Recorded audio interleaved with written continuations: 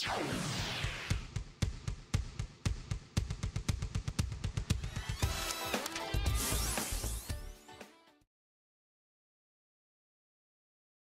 atenção, você que vai prestar o Exame Nacional do Ensino Médio no próximo fim de semana. A repórter Thaís Magalhães está agora em um curso preparatório em Manaus e ela vai dar dicas de como se preparar para esse grande momento. Boa tarde, Thaís. Olá, Agnes. Boa tarde a todos. E como falta apenas 5 dias para o Exame Nacional do Ensino Médio, os alunos e os candidatos estão na reta final procurando orientações para não haver transtornos no dia da prova. Para falar mais sobre esse assunto e falar sobre essas orientações, nós vamos conversar com o professor Janes Rodrigues, que vai conversar com a gente. Então, professor, como é que é esse tipo de prova? Bom, esse tipo de prova do Enem consiste em 2 dias e esses 2 dias o aluno tem que colocar tudo o que ele sabe sobre os conhecimentos subjetivos e objetivos.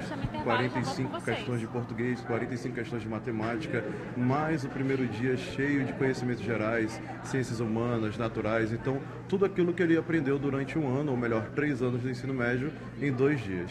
E nessa reta final é importante fazer revisão? Sim, e como, né? O momento da revisão que nós precisamos lembrar do que tudo aquilo que nós já passamos. Então, é aquele momento que o garoto vai tirar a dúvida, é aquele momento em que nós podemos trabalhar aquele conteúdo de uma forma mais dinâmica, muito mais equilibrada para ele poder se dar melhor.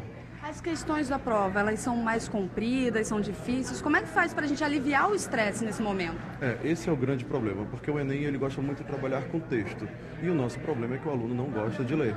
Então, nesse momento, ele precisa estar adequado a esse tipo de questão. Lembrar muito que ele precisa ler o enunciado muito antes, depois os textos, que ali só vai estar um pouquinho para ele se atrapalhar na questão de texto, mas ele consegue tirar isso de letra, afinal de contas, ele está há 10, 11 meses já se preparando para isso.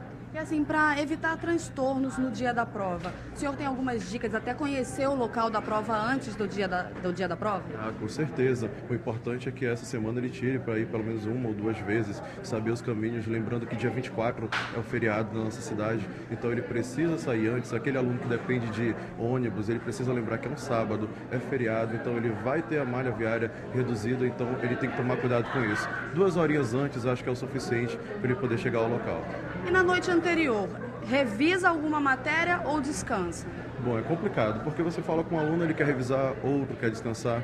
Eu, particularmente, gosto muito mais de descansar, porque já está na reta final, então é aquele momento que a gente não pode mais ter dúvida. Então é melhor descansar um pouco, separar aquele lanche, separar aquele kit Enem que nós falamos tanto, para poder, no dia, se dar bem.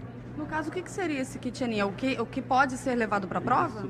Isso mesmo, um lanche, um biscoito, um salgadinho, um refrigerante, uma água, aquilo que ele gosta mais, as 2 canetas pretas, lembra disso? Sempre um lápis, a borracha, eles não vão gostar muito, então as canetas, se puder levar mais canetas de cores pretas, melhor ainda, porque só pode ser dessa forma e a gente não pode correr nenhum risco. Tá certo, professor, muito obrigada. Agnes, lembrando que a prova acontece dia 23 e 24 desse mês agora, nesse fim de semana. Volto com você. É isso aí, Thaís. Muito obrigada, viu, pela sua participação e também pelas dicas do professor.